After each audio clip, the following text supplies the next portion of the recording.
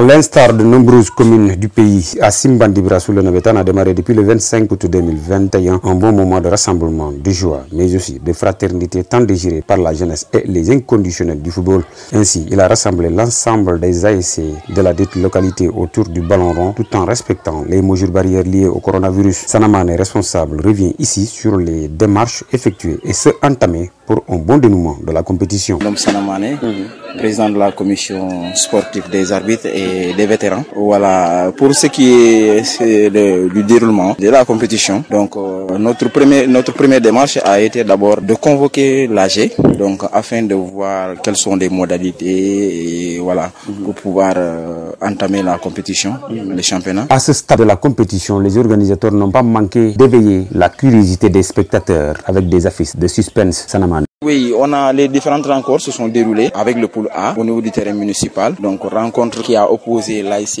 Djankewali, Simbandi Brassou et Nyokolokoba. C'est suivi la deuxième rencontre. La deuxième journée a opposé l'ASC Bukarekunda et l'ASC Bara. Donc c'est suivi la troisième journée qui a opposé l'ASC UNICEF et Biran en catégorie cadette et senior. Donc c'est suivi la quatrième journée qui a opposé l'ASC Ghetto à l'ASC Plateau de Karumbu. Et ensuite il y a la cinquième journée qui a opposé Balunde et Jup. Et sixième journée qui a opposé l'ASC UPS de Sambokunda et Bansan de Walekunda. Et on a suivi la dernière rencontre qui a eu lieu aujourd'hui, qui a opposé l'ASC Bukarekunda à l'ASC Foyer de Morokunda. Une début de compétition compliquée pour les grandes équipes. Ils sont soit battus ou pris en essai par des équipes adverses. Brassou Simbandi, Lamine Sissé. Oui, c'est vrai que d'abord, je mon nom Sanamane, président de la commission sportive des arbitres et des vétérans. Voilà, pour ce qui est du déroulement de la compétition, donc notre première démarche a été d'abord de convoquer l'AG, donc afin de voir quelles sont les modalités et voilà, pour pouvoir entamer la compétition, le championnat. Quand on a fini cela, nous sommes allés au niveau de Tana pour rencontrer le sous-préfet qui à son tour nous a demandé de patienter, donc pour essayer de trouver un calendrier, un jour, pour que lui aussi puisse convoquer l'ensemble des différentes d'autres administrés de l'arrondissement, afin qu'on puisse voir quelles sont les mesures qu'il faut prendre pour tenir compte aussi de la maladie qui est présente.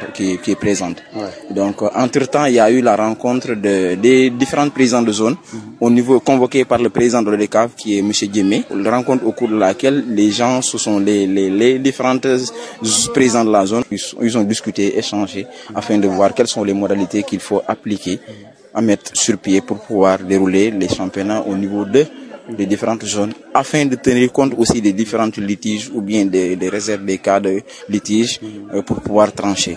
Donc là aussi, on a mis ça au point.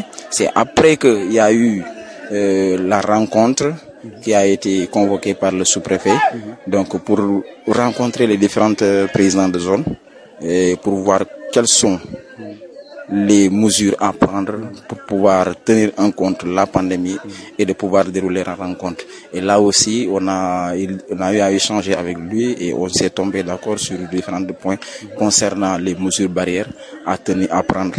C'est-à-dire le port de masque, il y a aussi le lavage des mains, ou bien l'utilisation du gel hydroalcoolique. Justement, en parlant de mesures barrières, est-ce que vous avez pu assurer toutes ces mesures-là, le port obligatoire des masques également? Oui, donc c'est un peu difficile. C'est vrai qu'il y a eu la sensibilisation, les gens ont sensibilisé, et les différents présidents des zones ont eu à discuter avec leurs membres. D'autres viennent, surtout les joueurs, viennent avec leurs masques, mais les supporters, certains viennent, d'autres ne viennent pas avec des masques. Mais ce qui est sûr, avant que le supporter n'entre dans le terrain, on lui donne obligatoirement le gel qu'il va utiliser. Juste après toutes ces démarches-là, avec tout ce que vous avez fait, en tout cas pour tenir ces compétitions, j'ai vu que cette année vous avez choisi deux terrains différents.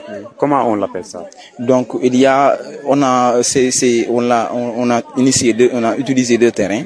Donc par rapport aux poules, il y a deux poules, il y a le pool B et le pool A. le pool A et le pool B. Donc le pool A utilise le terrain qui se trouve au niveau de la commune, qui est le terrain municipal de Simbandi Brassou, et le deuxième terrain est choisi à Boukarekunda. Voilà. Voilà, vous avez démarré les compétitions. Est-ce que vous pouvez revenir également sur les différentes rencontres qui ont été déjà... Oui, les différentes rencontres se sont déroulées au niveau du pool A, avec le pool A, au niveau du terrain municipal. Donc, rencontre qui a débuté et qui a opposé l'AIC Diankewali de Simbandi Brassou et Nyokolokoba. Ensuite, il y a suivi la deuxième rencontre. Donc il y a aussi la rencontre cadette aussi qui a eu lieu en même temps Diankewali et de Nyokolokoba. Donc la deuxième journée a opposé l'ASC Boukarekunda et l'ASC Bara. Donc cette rencontre, si je me rappelle bien, le score s'est terminé sur un score de 2-0 en faveur de Boukarekunda. Voilà. Ensuite c'est suivi la troisième journée qui a opposé l'ASC UNICEF et Biran en catégorie cadette et senior. Donc en cadet, l'ASC UNICEF a battu l'ASC Biran par 1-0 et en catégorie senior, UNICEF a été battu par Biran sur le score de 2-0. Donc c'est suivi. Il y a aussi la quatrième journée qui a opposé l'ASC Ghetto à l'ASC Plateau de Karumbu. Donc ensuite il y a la cinquième journée qui a opposé Baloundé et Jup.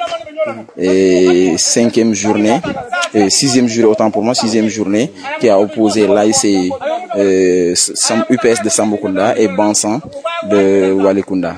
Et il y a aussi la septième journée, si je me rappelle bien, qui devait avoir lieu le 31, finalement qui a été reportée pour cause de décès. Parce qu'on a eu un décès, finalement on a repoussé la rencontre pour une date ultérieure. Et en fait, ça n'est suivi la dernière rencontre qui a eu lieu aujourd'hui, qui a opposé l'ASC Boukarekunda à l'ASC Foyer de Morokunda sur un score nul et un score de 1 but partout. Merci.